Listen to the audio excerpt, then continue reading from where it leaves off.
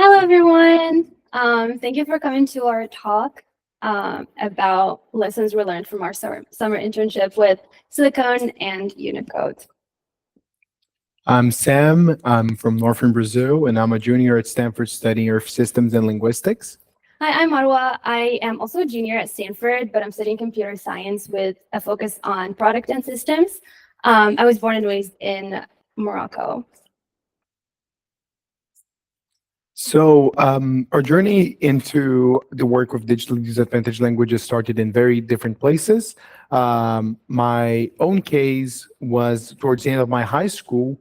Through work with ethnomycology, I became aware of a problem of keyboards in indigenous languages in the Amazon and special characters that they had that were not available in Portuguese keyboards. So, during my gap year, my friend and I worked on a keyboard called Linclado. Um, that was a one-size-fits-all approach that covered 35 plus languages from South America. And since then, I have been interested in working with digital disadvantaged language inclusion, focusing on the Amazon. So yeah, my story is a little bit different and how I landed there. Like I mentioned, I was born and raised in Morocco, and if you know anything about Morocco, we're a very multilingual culture. So I was raised speaking around 4 languages.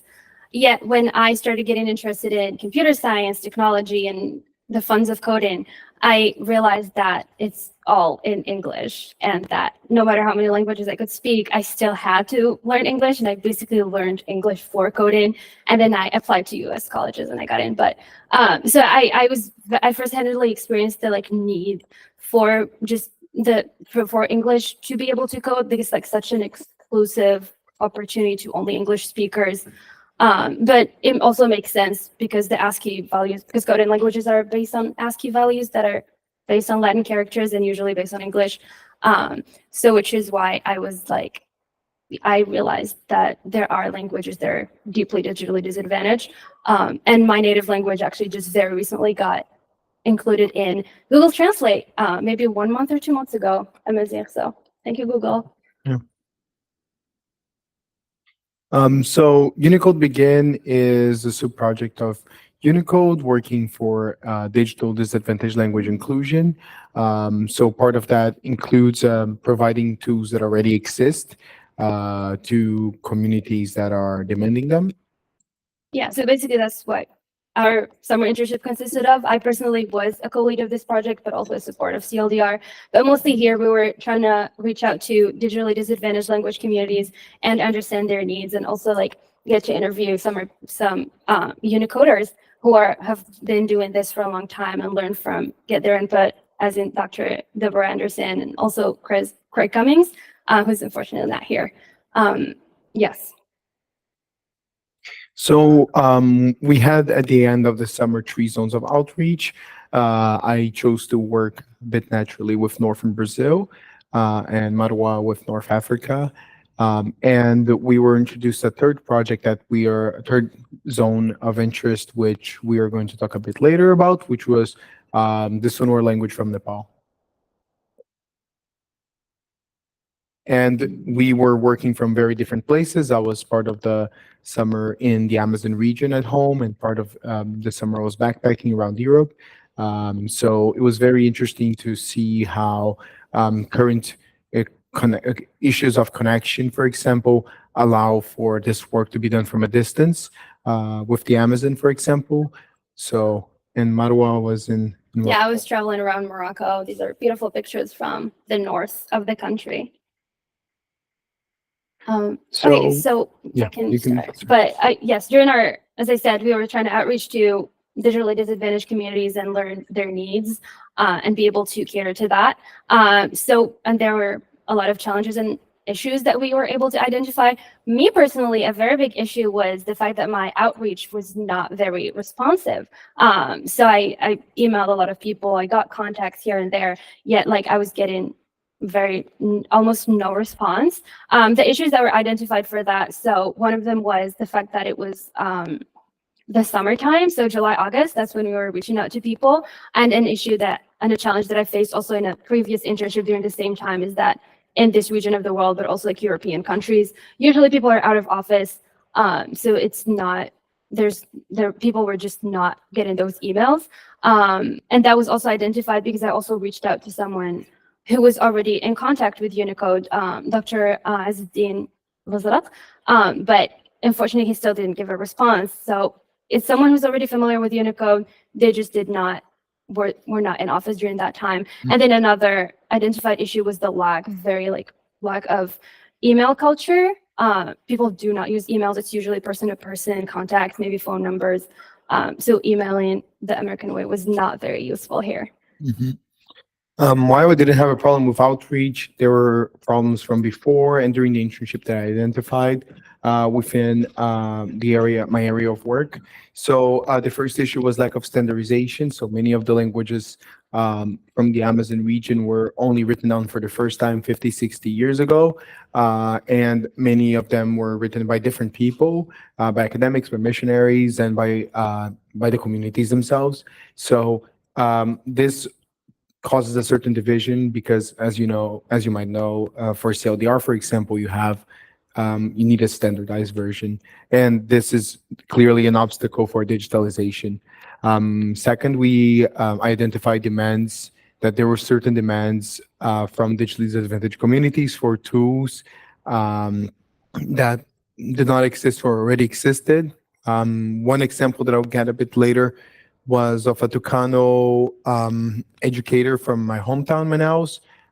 So it's an urban indigenous community, and they were looking for apps for literacy for adults and children, because many of these adults, for example, would speak the language, but they didn't know how to read. So in the language, or for the children, they were learning the language as they were learning reading. So there was a demand for that, and thanks to Unicode, I got connected with Alpha Tiles, which is an organization that focuses on developing these apps through in these very simple apps for literacy learning for literacy. So beyond that, CLDR only has one Amazonian languages, and I mean there are subdivisions within languages, but there are over 150 languages in the Amazon region, and the only language that is encoded is Nyangatu, which is a very unique language of itself, because it's actually an external language that was introduced, but it's a longer story. And the keyboards, I mean, I worked in one keyboard. There was a one size fits all, but there are no specific keyboards for individual languages. Some of them with dozens of thousands of speakers, as Ticuna, which is Brazil's most spoken indigenous language with over 60,000 speakers between Brazil, Peru, and Colombia. And most importantly, like the passage of languages to a new generation is a time-sensitive issue. There's a window where it's ideal for a child to learn that language, so it can be passed on to a next generation. And with urbanization, with a media in Portuguese and Spanish, you have a rupturing of this passage. So it is very important to act fast with things such as in the case of the literacy, like it was very important to act fast so you don't lose many of the potential heritage speakers of the language. So one of the case studies slash groups we worked with was the Sunwar language. So we worked with that Sunwar. Sunwar just got its script added to the code chart in Unicode in the last update a month or two ago. So it's great news because it's a process that has lasted for more than a decade. But at the same time, him and his team were lost on what to do next, because, well, you have the script encoded, but you're missing a lot. You're missing the CLDR encoding, you're missing the keyboard. So we met a couple times throughout the summer to discuss the next steps. And I'm still in contact with him, like we talked earlier this week. And there's still a lot to figure out, even though the script is now encoded. Yes, so talking to Sonora and get to Dev, was a very interesting experience because he had like a whole team that were very, very interested in working. They're very excited, very ambitious, but he just had like so many questions. He was so confused about a lot of things. And like he kept saying like, so what is TLDR? Tell me about that. Like, what is Unicode begin? There's so many names and I don't know who to go to. Catering to that need, we worked on, so when my outreach did not go that far, I worked on an ecosystem infographic. So because we heard from a lot of people that it was very, like the Unicode ecosystem was just so mysterious and confusing, I was assigned a task by Toral to work on an infographic, trying to a little bit make this a little more clear and simplify all the different stakeholders that are involved. So for that, we got a lot of help from usually a lot of design professionals, professors, usually from Stanford D School. And so one very helpful person was Professor Michael Barry, who, so first of all, he pointed the fact that, Unicode is trying to like serve actually like, kind of the whole world and different cultures, because that's basically what we do. We're trying to like work with different communities. And so having a cross-cultural design was very important. He also, actually, fun fact, when he looked through the website, he mentioned that he thinks it's very Western culture oriented. That was the first thing that he said. So I had something to keep in mind while working on this infographic. I had to think about the cross-cultural aspect of it. One other good paper was The Experiment by Hazel Marcus, who's a social psychologist at Stanford. And she had like a lot of research on like how different cultures can be and how important it is to like be aware of that. So one example was this experiment with different students from I think a Western culture and those from an Asian culture. And basically after the exam, they were offered neutral colors of pens, so green and orange. The orange pen was the rare one, and the green pens there was like plenty of it. The Western students were usually going for the orange pen because it was the unique one, while the students from Asian culture were actually going for the green pen that's like abundant, trying to leave the orange one. Another example was, so if you notice baseball games, there's a lot of difference in reactions between American audiences and Japanese audiences. It's something that she looked at a lot. And then another person that was very helpful was Professor Carissa Carter. She directed me to a book, The Secret Language of Maps, I believe, that also touched on a lot of things on like how to put ideas into a graphic. Yes, so these are main books that were very helpful, especially the cross-cultural one. I can take you through the steps on like how, because there were a lot of like design principles that had to be catered to when designing for different cultures. Also, one to quote Michael Berry, he mentioned that like designing, like sometimes if you don't think about all cultures, it's like having one shoe for one person and then try to make another person wear it, and it does not fit. And he said also usually a challenge for cross-cultural design, I think something that Unicode would be facing is that sometimes even when we try to cater to like different people, it might fit one culture but give blisters to another one. So this is I think this was the first version of that infographic. I tried to work with the Unicode theme brand colors. So I try to cater to that. And then in the background, I try to keep a cohesion, because if you check out the website, there's usually in characters, the first page, characters have a light blue background. So I tried to like have that coherence here, and then obviously have the different stakeholders. I was clearly struggling with the circle, but it was very important for me to make that circular. Again, cross-culture, some cultures would start from the right, some cultures would start from the left, and we don't want to like prioritize one without the other. We also wanted to avoid any hierarchy in the different stakeholders. So we made that circular. And then I was struggling with icons, because again, different icons mean different things to different cultures. And I was also very much, so for example, the government building, the one on here is very much Western government building, and it's not the same. Like if you show that to someone from another culture, they would not guess that we mean a government building here. And I was also concerned about the colors, because colors mean different things in different cultures. They can mean sadness for a culture and love for another one. So we tried to avoid that. And then the globe in the middle, because we wanted a global to represent that it's a global thing. However, I was struggling with showing one part of the world without the other one, because it's something that when I came to the US, I noticed, like your map here has the Americas in the middle, while the one I grew up with has Africa in the middle. Again, I was playing around with colors, a lot of struggling. I managed to make a circle, still working with icons, moving around the title. After I talked, actually, I had a meeting with Carissa Carter. She was not able to meet me at the beginning, but then when we met at the end, she told me not to shy away from having neutral colors, because I expressed that I had the dilemma where I was trying to stand by the Unicode theme brand colors, but that I also was hesitant about the different meanings they can have to different cultures. So she said not to shy away from neutral colors, which is what we did. And then we managed to find a globe that actually moves. I can get back to the actual infographic that's moving, so that we're not focusing on one part. It's all parts of the world in there. Yes, and also from just a general design point, it's very interesting to have some movement in the infographic. It's very attractive to the eye. And then we tried having our different stakeholders, so from academia to government agencies, and then obviously Google and other, and then standard organizations. And this was the overall look. So the way we're thinking about it now, it's probably going to be interactive. And so at first it's the titles, and then maybe the logos appear.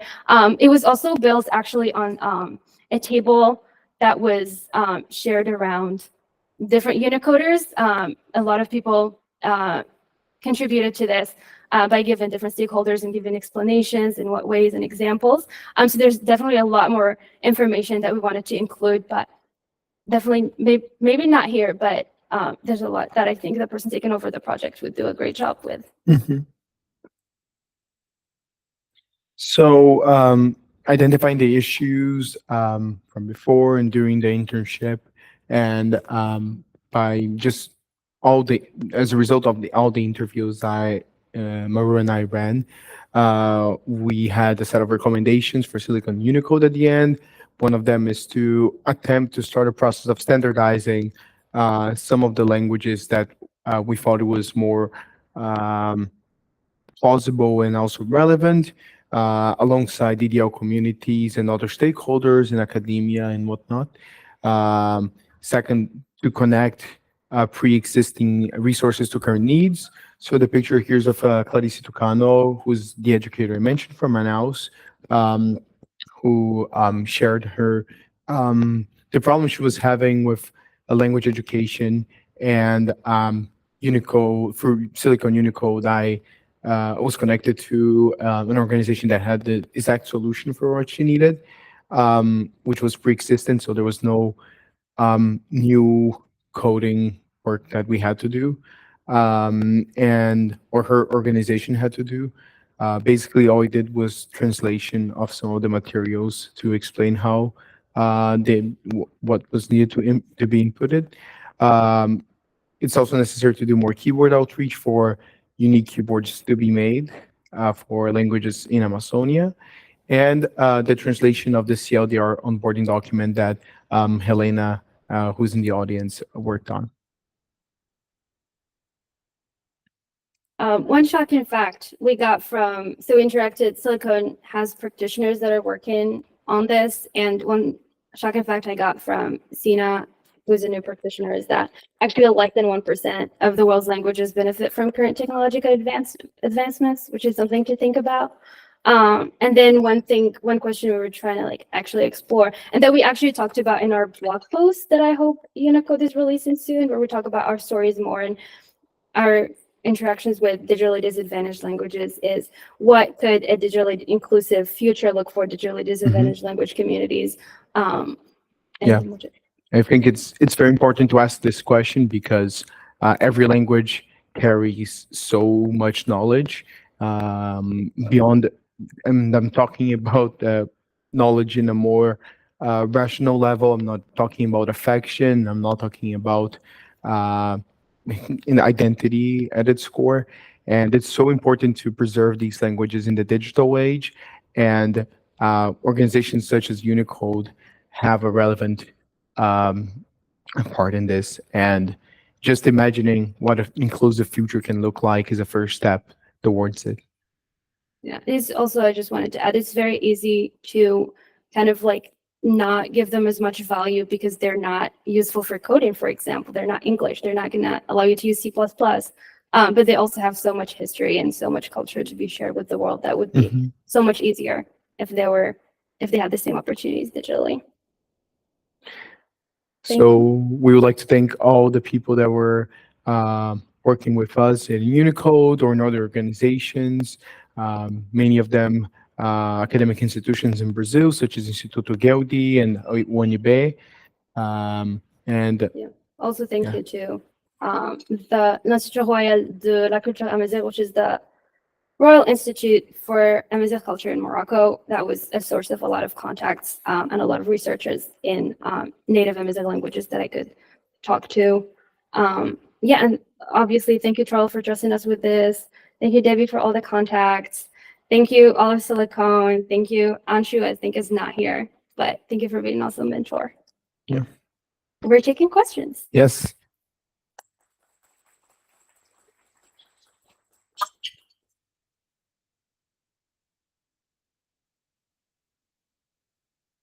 I have to not be the only person. Still Conrad.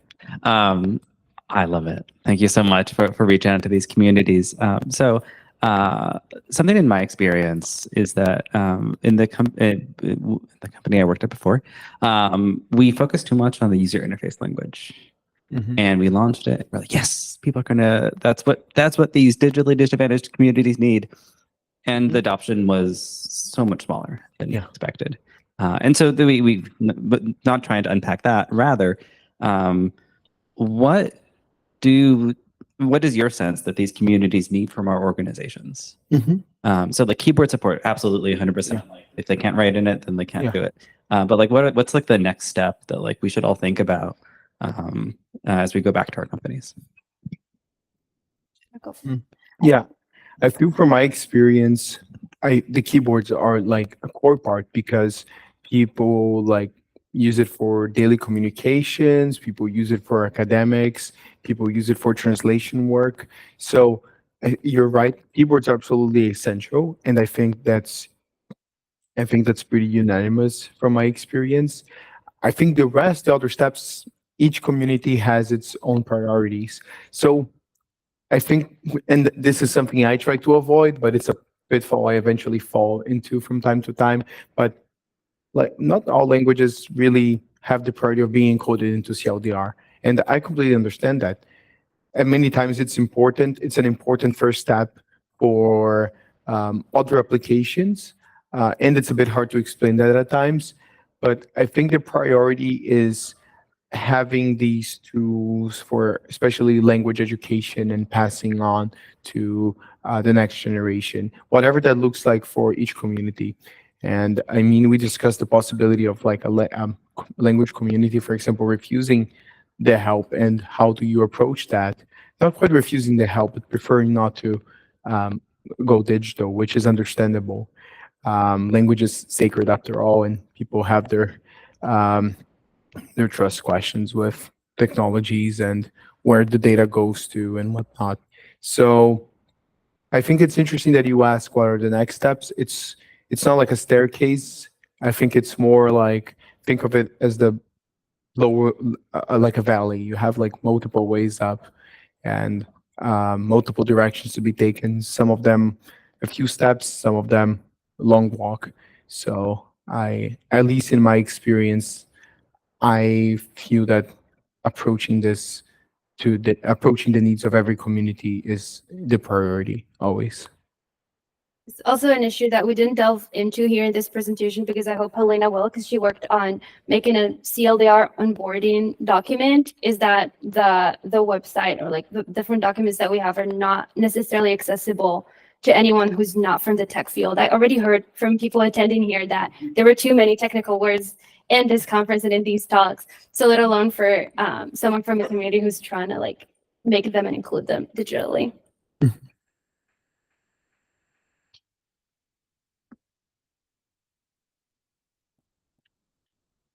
Yeah, I think talking about Conrad's question. I think one of the things we need to do, though, even though it's not a staircase, Yeah. is that we need to have some focal points Yes. for people. Because one of the things that clearly you need to have the characters encoded, Mm-hmm. you need to have fonts, you need to have keyboards, and that's kind of a base that you're always going to need for any language to be digitally accessible. What we've been working towards is at a next level is to be able to produce and consume content in the language. Mm-hmm. Yeah. And that involves one of the targets we use are, could I make a spreadsheet in this language and have it do the dates and times and numbers and sorting and everything work? Mm-hmm. And that gives us kind of a complete a target to aim for these languages, is so that people could create content. Mm-hmm. And eventually you want to get to things like your keyboard needs to be more than just typing keys nowadays. It should have look ahead and be able to do autocomplete for words. That takes more work to produce, to gather the data, to have Mm-hmm. word look ahead Yeah. for it, and things like that. So I think there are some targets that can be put together that are meaningful and can help people to focus. Yeah. Because if you just say it's a lattice and not a staircase, Yeah. then people don't have something they can focus on. Yeah. Yeah. So I think it's kind of a combination of what you were talking about, Mm-hmm. plus some focal points. Yes, I completely agree. And I think the content part applies a lot to work of language revitalization. I think there's a lot of talks about the relevance that AI could have in language revitalization, and you need a lot of data, you need a lot of content for that. So I think that is definitely like one step that it must be like a universal focal point. I meant more, I made the comparison more. Yeah, I know. But I think my point is also like about just the treatment of some of the languages, because you have languages like Ticuna, as I mentioned, with 60,000 speakers, and you have languages like Tariano with less than 100. So I just think that beyond the focal points within each communities, I think also it's important to make some choices in which ones to prioritize, which is ethically very hard, if you ask me.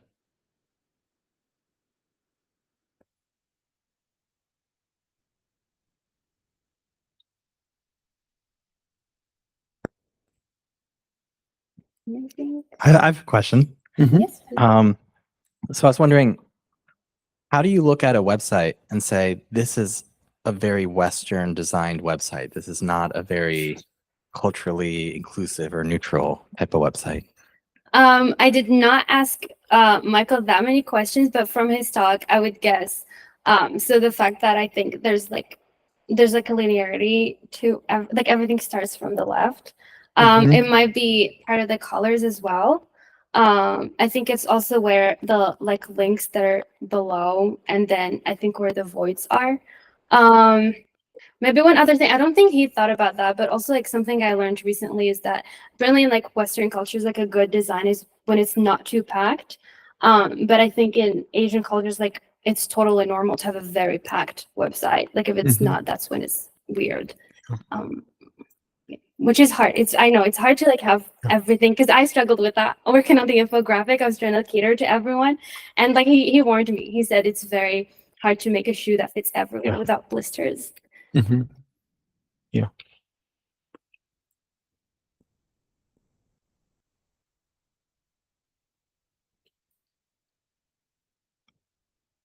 Okay, if there's no other, Oh. if there's no other questions, then let's Oh. thank our speakers. Thank you. Wait. Oh, do we have one? Oh, sorry. Mhm. This is just a question that I'm curious to hear your answers to. How do you think that your experience with these languages, and I think so much of your summer involved talking to people and building trust and really just connecting as people who come from cultures that speak digitally disadvantaged languages. How does your time at Unicode influence what you're going to do? You know, you're in college, you have the rest of your life ahead of you. How do you think that this summer that you spent with Unicode influences your career, where you want to live, the languages that you're going to learn, things like that? You want to go first? Well, me personally, I think it's made me aware by like how much I can personally contribute. I think it was just always like, this is the way it is. And I'm sorry, C++ is in English and that's what it is. But I think I realized just like how much I can contribute myself. And also the fact that I think Unicode gave me like a voice, especially with the blog posts and everything. And I realized that I can, like, there are people who are willing to hear me, and there are people who are willing to like understand what I might be struggling with and actually use that and hear my opinions and what I have to say to implement that and to make this better for like maybe future generations. So yeah, and I realized I really love, I don't think I've ever thought about working with tech and languages. I'm just a CS major. But I think I realized that there's a lot of work that can be done with both of these passions of mine. So I'm really excited to explore that more, especially with Silicon. Yeah. I think I actually start for the opposite because I don't do much tech, but I do more languages. And I think this experience has definitely showed me that tech, I feel more of an importance to look into tech and its tools for language preservation, especially long-term language preservation. And I feel that after this summer, it gave me a lot of hope to see that institutions from different parts of the world had an interest in the languages spoken in my region. I personally, unfortunately, don't speak any of them yet, but seeing a very strong interest from outside, which is not often seen in the region by society as a whole, gave me a lot of hope and willpower to continue working with these issues. So that's definitely something I take away from this experience. Are there any further questions? You don't want to leave it. So. Okay, now we can Yes. hear. Okay.